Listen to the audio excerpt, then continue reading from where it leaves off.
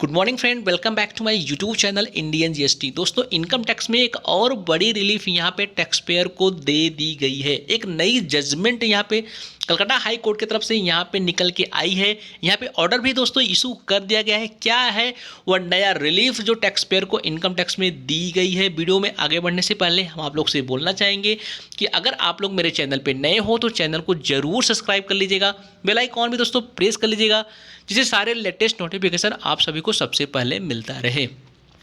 तो दोस्तों, यहाँ पे जो रिलीफ दी गई है सेक्शन 194N में एक नई रिलीफ यहाँ पे इनकम टैक्स के टैक्स पेयर को दे दी गई है। क्या है दोस्तों सेक्शन 194N? दोस्तों, सेक्शन 194 में कहा गया है, जो कि 2019 में अप्लीकेबल कर दी गई थी, लाई गई थी। कोई भी टैक्स पेयर जो वंश या से ज़्यादा की कैश विड्रॉ करता है बैंक से, तो उस पर 2% का TDS काटा जाएगा। दोस्तों हाँ, अगर आप 1 करोड़ से ज़्यादा का कैश विड्रॉ करते हो बैंक से, तो आपसे 2% का TDS वहाँ पे चार्ज किया जाएगा। सेक्शन 194 में ये बताया गया था, बोला गया था। इससे ही रिलेटेड यहाँ पे रिट पिटिशन फाइल की गई है। उसमें जो डिसीजन आया है वो डेफिनेटली कहीं ना कहीं बड़ी रिलीफ देखने को यहाँ पे आप लोगों को मिलेगी। चलिए रीड करते हैं और पूरा समझते हैं क्या यहाँ पे डिसीजन निकल के आया है। Calcutta high court grants interim stay of deduction of tax under section 194N of Income Tax Act.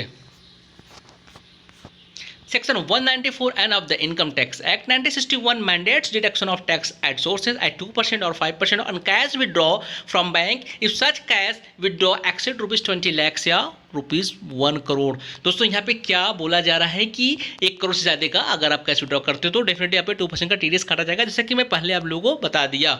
The applicant challenged the constitutional validity of section 194N। अब दोस्तों, यहाँ पे जो रिट पिटिशन फाइल की गई अप्लीकेंट की तरफ से चैलेंज किया गया सेक्शन 194N की वैलिडिटी को लेकर के, कॉन्स्टिट्यूशन के अकॉर्डिंग यहाँ पे वैलिडिटी को लेकर के डेफिनेटली सेक्शन 194N को यहाँ पे चैलेंज कर दिया है अप्लीकेंट ने। उन्होंने बोला कि सेक्शन 194N अगर हम कॉन्स्टिट्यूशन के अकॉर्डिंग देखें तो डेफिनेटली यह वैलिड नहीं है।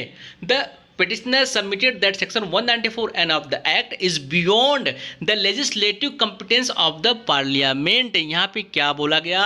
legislative competence of the parliament के beyond है section 194N। Entry 82 of list first of schedule 7 to the constitution allow the parliament to enact law of the law for and levy of tax of income, and the parliament cannot legislate a provision stipulating the deduction of tax at source from an amount which is admittedly not income।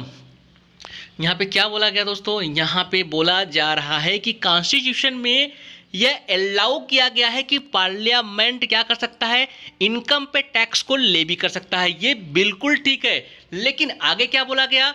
आगे बोला जा रहा है parliament can not legislate a provision stipulating the deduction of tax at source from an amount which is admittedly not income. लेकिन parliament को ये बिल्कुल यहाँ पे अलाउ नहीं किया जाता कि जो इनकम नहीं है उस पर कैसे टैक्स चार्ज किया जा सकता है। मतलब कहने का ये है कि अगर हम कैश विड्रॉ करते हैं बैंक से तो क्या ये एक इनकम है? बिल्कुल ये इनकम नहीं है। कॉन्स्टिट्यूशन में बोला गया कि अगर इनकम पे टैक्स ले भी कर सकते हो, लेकिन जो इनकम नहीं है उस पर टैक्स नहीं कर सकता पार्लियामेंट। तो यहाँ पे यही बात रखी गई कि बैंक से पैसा विड्रॉ करना कोई इनकम नहीं है, इसलिए इस पर टैक्स नहीं लगाया जाना चाहिए, TDS नहीं काटी जानी चाहिए। अब यहाँ पे डिसीजन क्या है, चलिए वो रीड कर लेते हैं। Considering these facts, I am inclined to grant an interim order restraining the respondent authorities concerned from deducting tax on sources on the basis of aforesaid provision of section 194N till 30 सितंबर 2021। यहाँ पे क्या बोला गया? Interim order pass की गई दोस्तों। यहाँ पे बोला गया कि 30 सितंबर 2021 तक अभी सेक्शन 194N पे स्टे कर दिया गया है, मतलब इस पे स्टे लगा दिया गया है 30 सितंबर 2021 तक। इसके बाद ये फाइनल जब डिसीजन आएगा तो डेफिनेटली वीडियो आप लोग के साथ हम शेयर जरूर करेंगे। तो दोस्तों, चैनल को जरूर सब्सक्राइब कर लेना, बेल आइकॉन प्रेस कर लीजिए, लेटेस्ट नोटिफिकेशन आपको सबसे पहले मिल जाए। चलिए दोस्तों, मिलते हैं फिर एक नए वीडियो के साथ, तब तक के लिए जय हिंद, जय Bharat. Thank you for watching.